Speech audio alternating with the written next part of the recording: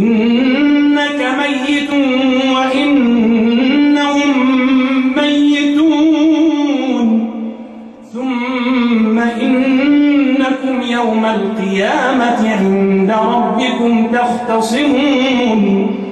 فمن أظلم ممن كذب على الله وكذب بالصدق إذ جاءه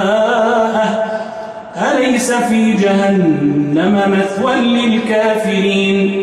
والذي جاء بالصدق وصدق به أولئك هم المتقون لهم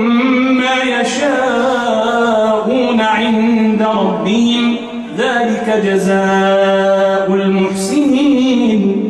ليكفر الله عنهم أسوأ الذي عملوا ويجزيهم أجرهم بأحسن الذي كانوا يعملون أليس الله بكاف عبدا ويخوفونك بالذين من دونه ومن يضلل الله فما له من هاد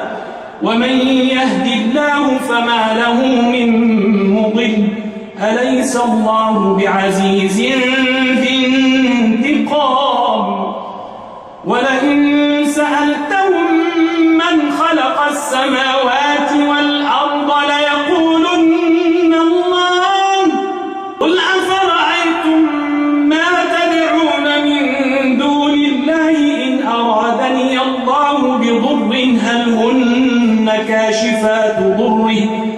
هل هن كاشفات ضره أو أرادني برحمة هل هن ممسكات رحمته قل حسبي الله عليه يتوكل المتوكلون قل يا قوم اعملوا على مكانتكم إني عامل فسوف تعلمون من